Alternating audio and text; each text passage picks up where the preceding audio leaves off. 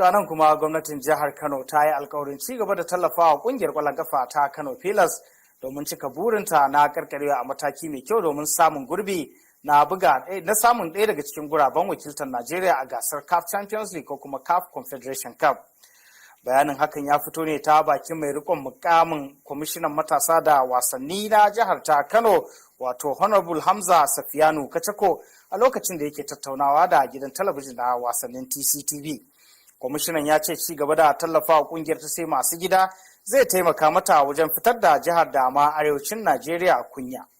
Daga lokacin da muka zo gwamnati ta yi a board members wadda ta haɗu da rigingimu a tsakani. Allah ya taimake mu muka shigo, ina gaya maka wajen zama guda ɗaya Allah ya taimake mu muka samu daidaito. Daga nan muka yi ta samun nasarori a wasan sunannuka da yadda muke tabbatar da cewa duk abin da Kano Pillars take bukata mun yi kokari mun samar da shi. Duk da wani lokacin kafin su rubuto irin bukatar tasu maybe a kai wa mai girma gwamna ya sahale, amma a haka muke tabbatar da cewa mun nemo kuɗaɗe mun ba su domin su je su gudanar da wannan hidima ta al'umma. Don Kano Pillars sai masu gida na al'ummar jihar Kano ne, da wanda yake siyasar ma da wanda baya siyasar duka yana buƙatar wannan club na masu gida. Wannan abu ne wanda yake a cikin jinin al'ummar jihar Kano. Mun yi ta ƙoƙari, ina tabbatar maka sai da club ɗin nan ya kai har matsayin na 3 ko na 4 a wannan kakar wasa. Kuma alhamdulillahi za mu iya cewa kwalliya ta biya kuɗin sabulu. Honorable Kachako ya tabbatar da cewa gwamnatin jihar Kano za ta ci gaba da kulawa da walwalar 'yan wasa da kungiyar ta sai masu gida domin haɓaka hazaƙarsu. So ni dai alhamdulillah walwalar 'yan wasa abu ne wanda yake da matuƙar muhimmanci.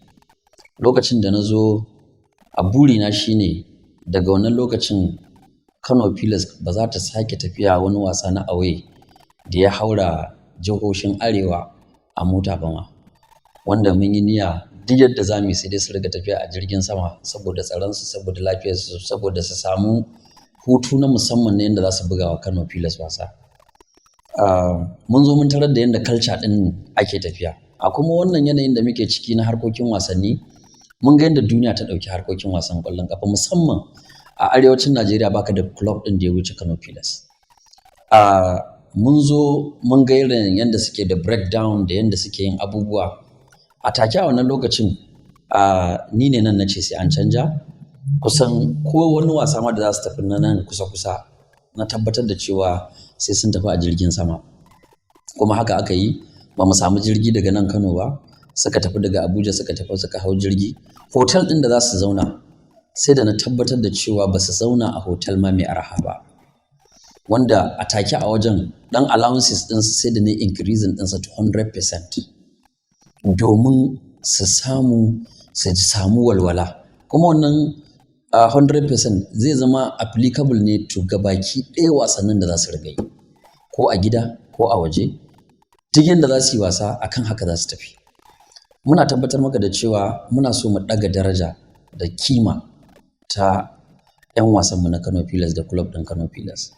Dangane da zargin da wasu magoya bayan kungiyar ke yi wa gwamnatin jihar Kano na nuna halin ko in kula da kungiyar, Honorable Kachako ya ce tun bayan ɗarewarsa mukamin kulawa da ɓangaren wasanni a jihar ta Kano, gwamnati bata taɓa gazawa wajen tallafa kungiyar a duk lokacin da buƙatar hakan ta taso. Da bayan da za a yi mu yi finding wannan abubuwa kuma mu bar shi haka kawai ya tafi.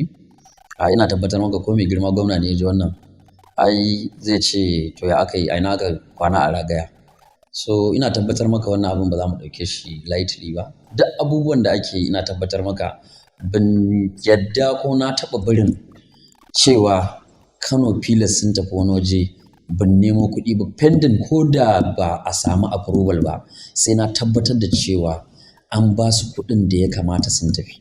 Haka kwamishinan ya ce gwamnati za ta gudanar da bincike dangane da masu yi wa yunkurinta na tallafawa kungiyar kafar ungulu, musamman bayan ballar wani faifan bidiyo da kuma wasu hotuna da ke nuna irin abincin da 'yan wasan kungiyar ke ci da idan suka je wasannin su na wajen gida da kuma irin ɗakunan da suke kwana.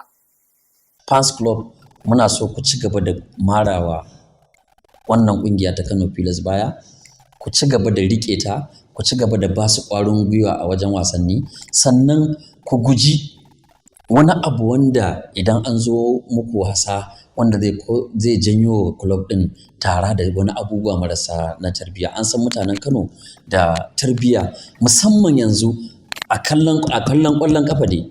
Ban cire ba a Najeriya, in ka ɗauke Kano to ina tabbatar maka da cewa ka samu naƙasu, amma ina tabbatar maka da cewa ya kamata mutanen Kano wayayyu ne. Mutanen Kano masu zuwa ƙwallon kafa ta Kano Pilas mutane ne wanda suke ƙaunar Kano Pilas. Kada wani ya je hofiyo wata ko wani a makamancin haka muke ta biyan tara da sauransu. Amma muddin suka ba mu haɗin kai, suka ba da abin nan, ina tabbatar maka cewa za mu kai ga nasara. Haka zalika 'yan wasa su sani cewa amanar jihar Kano ce a kansu. A ƙarshe ya yi kira ga magoya bayan ƙungiyar ƙwallon kafa ta Kano Pilas da sa ci gaba da kasancewa masu da'a a duk lokacin da ƙungiyar take buga wasanninta na gida da waje.